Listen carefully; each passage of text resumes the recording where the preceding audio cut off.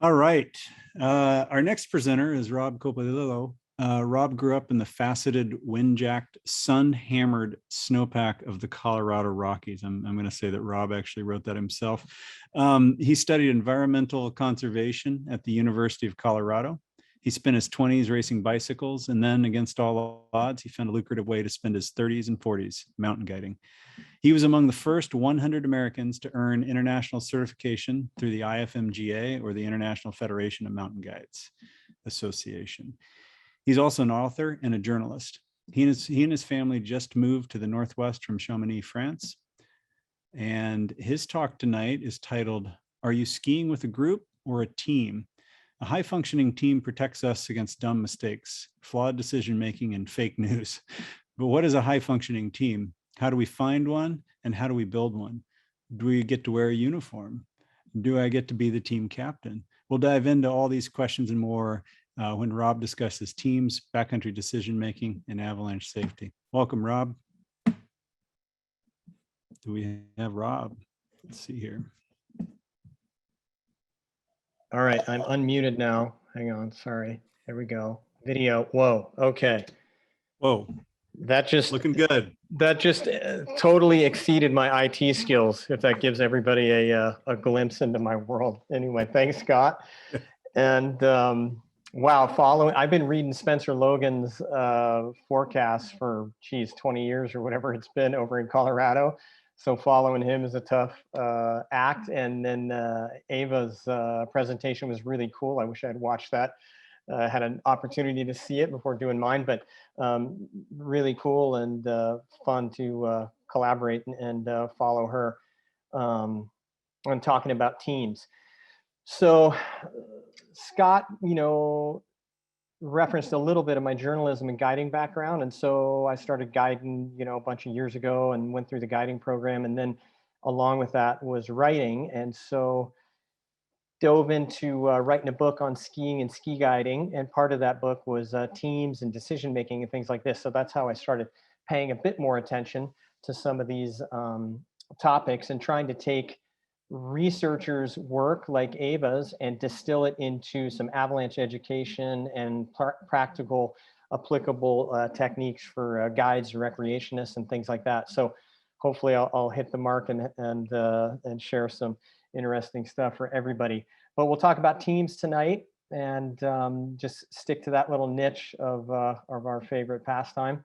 And when we start looking at teams, we're really looking at why teams in the first place, right? I solo ski a little bit. You probably do too. I hope you dial it back like I do on those days where you're out alone. But for the most part, we go with a team, right? For many of us, it's way more fun with a crew of buddies, and we just enjoy it more. But it's also, we build in some risk management, and if somebody breaks a binding or somebody tweaks a knee or whatever it is, God forbid it's an avalanche involvement or something like that, we have a little bit more of margin for error and some resources with us, things like that. But teams really help us avoid a bunch of those problems in the first place. So why are we out with a team? It's more fun, and hopefully we're getting a bunch out of it with our buddies too. And when we start talking about teams, we want to ask, what kind of team? There's different kinds of teams. If you're as old as I am, you remember the Bad News Bears from the 70s. That was this goofy film about the world's worst kids baseball team. But hopefully we're on a pretty good team. And so tonight I'll use this term, a high functioning team. And you'll see that in the literature a bit too. And obviously we all want to be on a high functioning team, or the winning team, quote unquote.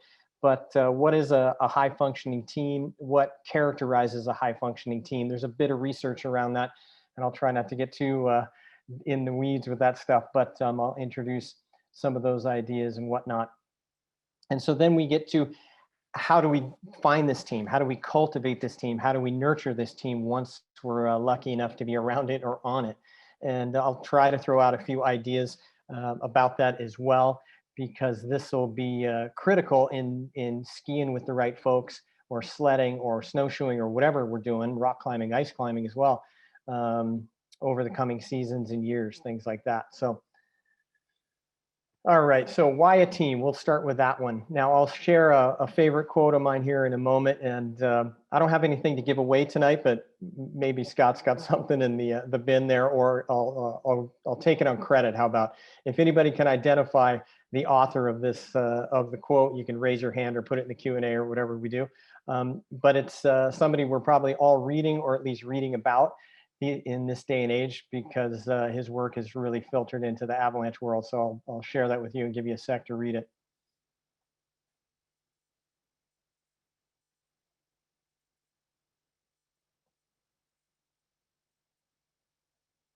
So sorry about that. I just hosed. You see what I said about IT stuff? Anyway, the cat's out of the bag. The cat's Dr. Daniel Kahneman, sorry. But so most of us have heard of this book, Thinking Fast and Slow. It's kind of a dense, thick book. I don't know how many of you have taken the time to read the whole thing, but it's worth it. But the Cliff Notes will probably get you there as well. But right at the end of the intro, there's this little paragraph. And the most interesting sentence to me was, the premise of this book is that it is easier to recognize other people's mistakes rather than our own. And so that got me to thinking about teams, because Kahneman was asked on this podcast that I was listening to, now that he's won a Nobel Prize in economics, he's been a professor at Princeton for decades and these sorts of things.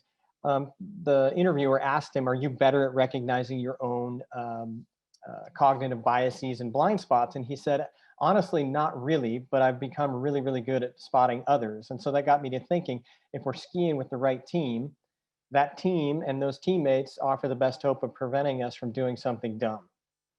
Now, you remember back with Spencer mentioned Dale Atkins and Dr. Ian McCammon.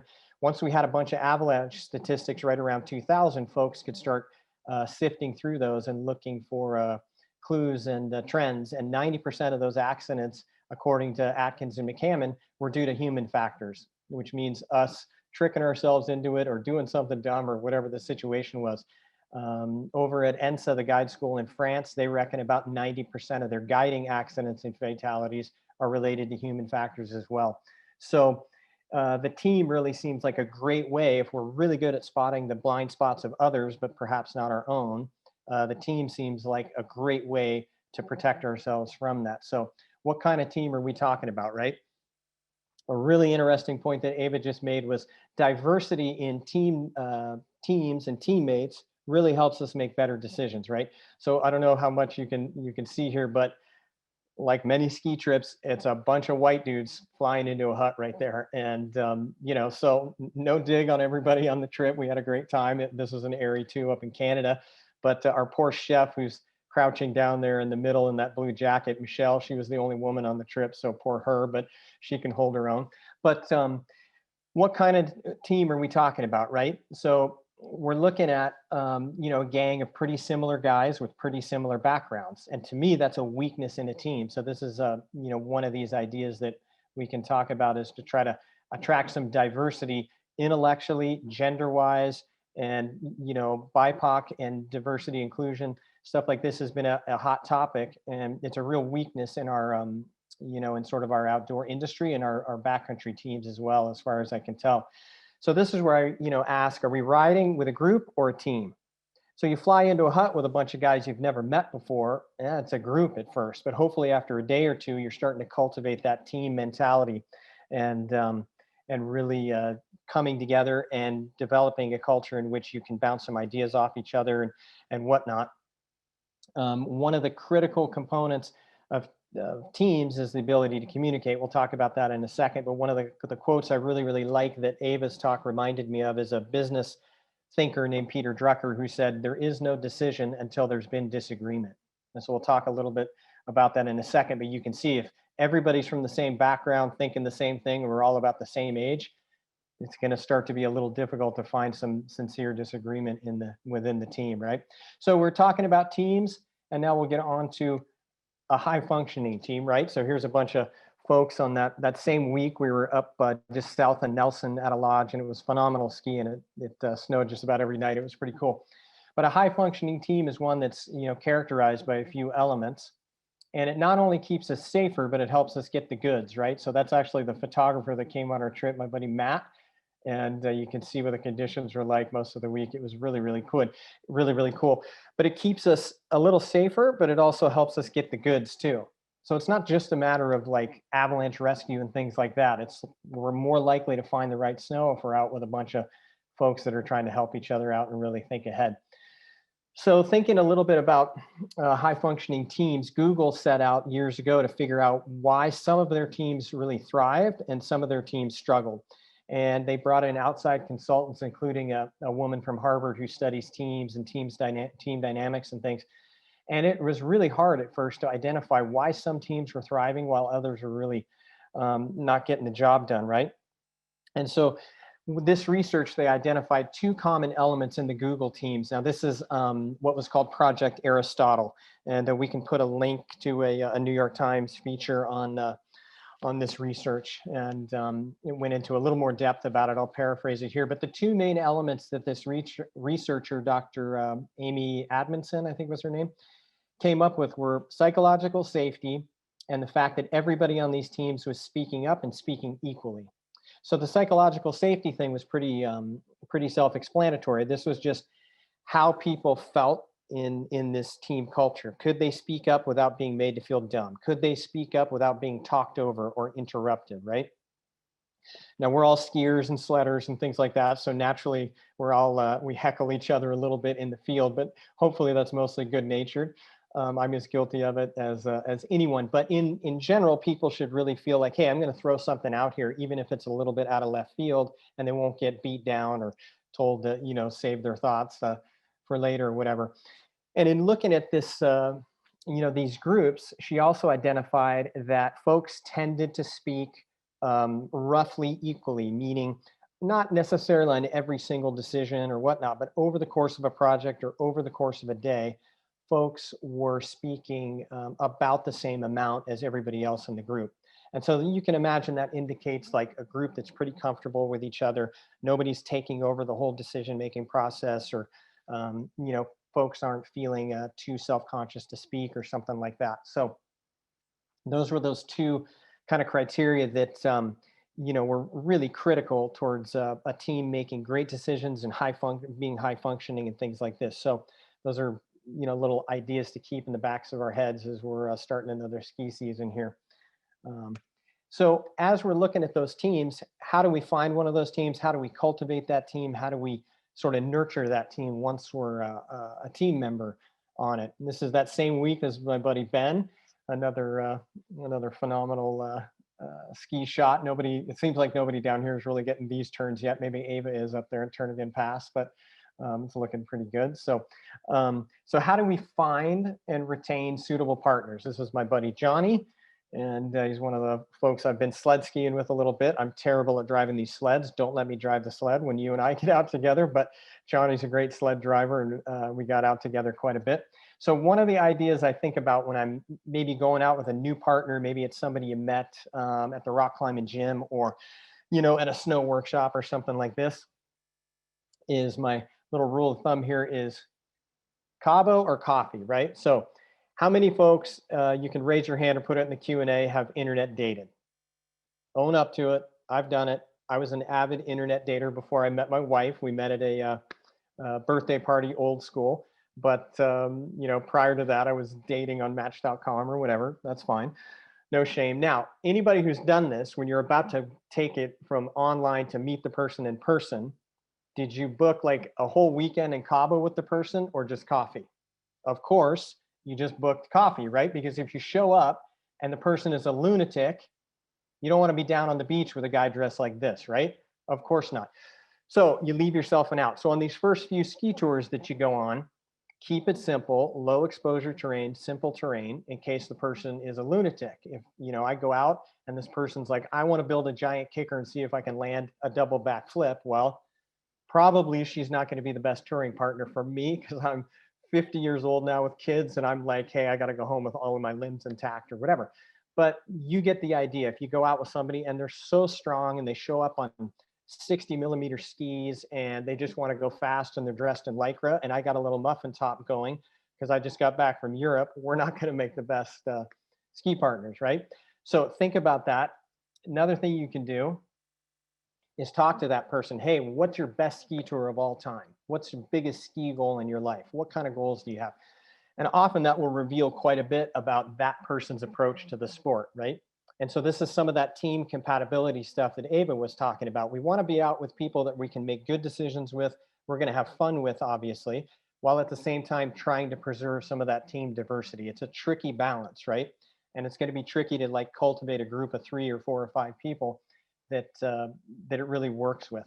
So anyway, that's a great way to sort of get them to reveal how they're going to ski in the field and what they're going to find fun and things like that. Now, the other thing is, as we get out in the field, there's going to be times where you got to make serious decisions, right? Like life or death decisions. Now, think about, you're a little bit dehydrated, you're a little bit tired, maybe you haven't had enough sugar, you're starting to get a little hangry, whatever. You got to be able to be out there with a person and have an honest disagreement about something, where you ski, what you're going to do, when it's time to turn back, things like that. And so being able to disagree and do it without being disagreeable is a really nice quality to have in yourself, but in teammates as well. So that's a really nice element of a teammate, is to be able to have a quick disagreement, bounce back from it, not let it turn into a big like chest thumping personal sort of contest or whatever you want to say, right? So also, when we're thinking about how to cultivate and protect and nurture this team, do your best, but own it when you blow it, right? We've all blown it in the backcountry. I certainly have. I just took a buddy rock climbing in Italy a couple of weeks ago, and I got a little high on the approach, and in the end, I had to really do this awkward downhill traverse to get back going towards the right rock or whatever. And I could have done a better job tour planning that day, or looking at the map, or getting some more info or whatever. But I think it's best just to say like, hey, you know what? I blew it. My apologies. Let's get back on track. And when you do that, that shows the person like, hey, this person's willing to own up to something. And if they're cool about it, it's going to make you really cool about it when they blow it. Because we're all going to end up having these little tweaks in the day, or God forbid somebody forgets their skins or whatever, So that's going to help build this psychological safety that we need for a high performing team, right? So this is a great group of guys that I've skied with quite a bit. And we're skiing out of a hut there in Italy. You've seen the background, that's the Chabot hut in the Grand Paradiso National Park. You can see the snow's already up to my buddy John's knees right there. And there's another 60 or 80 centimeters forecast that night. So the danger was going to go to high, and everything was going to get crazy. So we were cowering out to the road, and we went to Verbier and had a really nice tour the next day. But this is on, you can see that ski out to the road. This is about 300 meters below where we were. It's like trench town that day. It was really, really good. But so another little thing to keep in mind is, it's totally fine if you meet somebody and they're just not going to be a ski partner, right? So recognize it. It's, own up to it and let it go. It's totally, a natural thing. So I've got buddies that I don't ski with all that much because they freak me out, or we're just not suited, or they're way stronger than me, or whatever it is. So no stress. They might be a great rock climbing partner, somebody you could get together and like cook a meal with, hang out. But I think it's better just to recognize that early on, maybe even address it with them and say like, yeah, we're just, have a different idea about what fun skiing is. So maybe we can hang out and go do a rock route someday, or, whatever. But I think it, in the end, it's going to help you out a little bit more, and avoid some pain in the field. So if all else fails, in the end, anybody recognize this acronym? Of course you don't, because I made it up this morning. What would Ted Lasso do, right? All right, so it's a little bit goofy. I generally don't like pop culture references when talking about serious stuff, but if anybody has watched this show, it's kind of funny. It's pretty cool. I watched it with our boys. We have twin 11-year-old boys, so they thought it was phenomenal. But it's basically this goofy story about this fella from the United States, Ted Lasso, who's an American football coach. He gets hired to coach an English football soccer team, and he doesn't know a darn thing about soccer, right? Fair enough. But what he is really good at is creating that like locker room vibe, and a good attitude on the field, and this good sort of shared mental model, however you want to put it.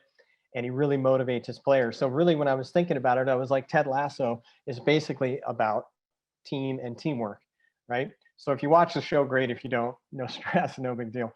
But I thought it was sort of apropos, and there's a big write-up in The Guardian right now on Ted Lasso and what kind of a cultural phenomenon it is. So Anyway, as we're starting to look at, going forward, we just want to cultivate this high functioning team, identify these folks that are, perhaps well suited for the type of skiing or sledding or whatever you want to do. And then get on that team and really try to be cool and model it, and own your mistakes, praise your teammates' successes, and really get that locker room feel that Ted Lasso does. This is my buddy Caroline, about to get a really good ski run down into Italy on the Italian side of Mont Blanc. You can see how deep the snow is right there, and she's having a good day. But also recognize when it's not working, and just save yourself the the drama and the stress of being out with folks that maybe aren't totally suited to what you're doing. And so I'll leave you with a quote from my buddy Bruce Kay's book. He wrote a great book. We'll put in the Q&A section as well. Autonomy, Mastery, and Purpose in the Avalanche Patch. It's totally worth picking up. Oh yeah, keep in mind, what would Ted Lasso do? All right, there's Bruce's quote. I'll give you a sec.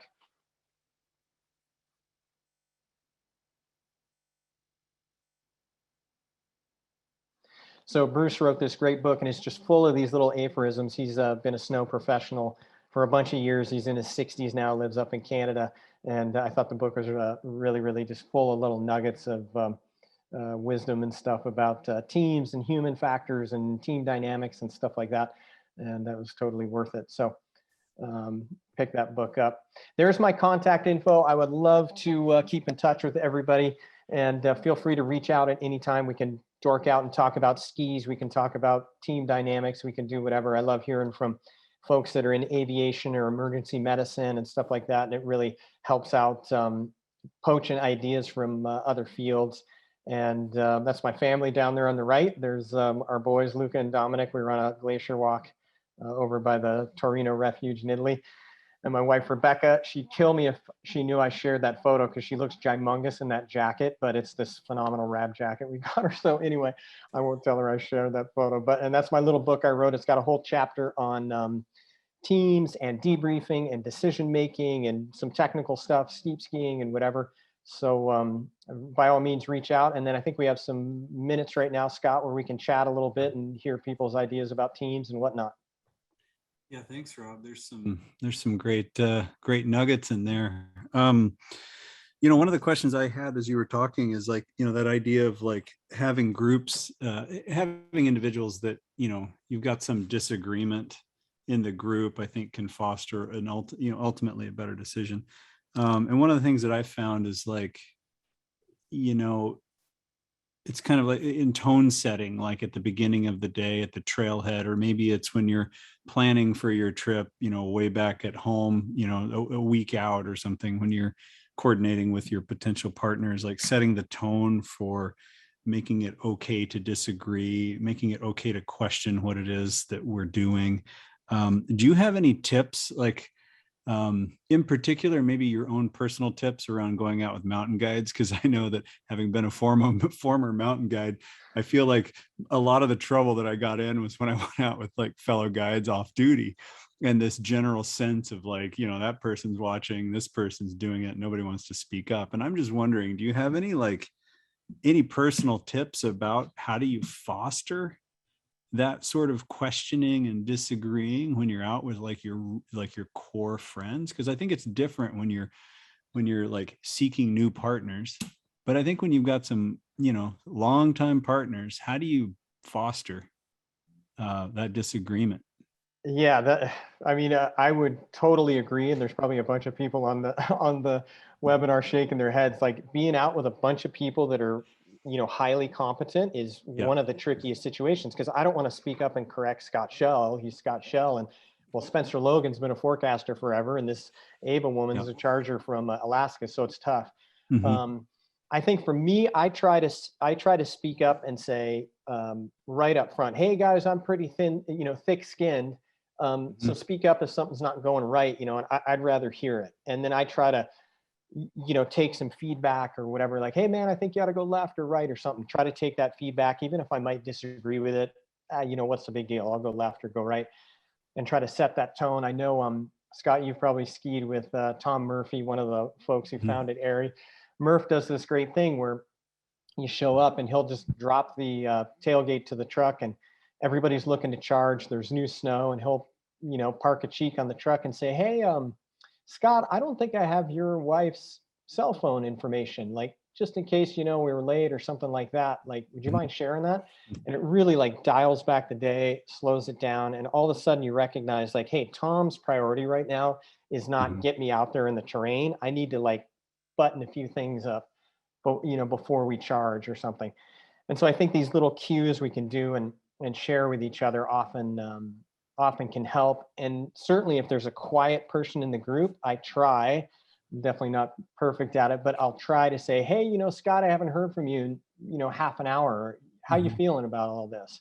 And then you really solicit that person to speak up. Some folks will say, "Hey, we have a rule, everybody has to speak up," or I don't necessarily say that, but I think it is nice to kind of notice if somebody's a little quiet. Maybe he's getting hungry, or maybe she's been interrupted a couple times. This often happens with women or younger guides. Dudes will talk over them. Yeah. And so it's nice to kind of speak up and say, "Hey, no, let me hear this. My nephew's trying to be a mountain guide right now. He's 22.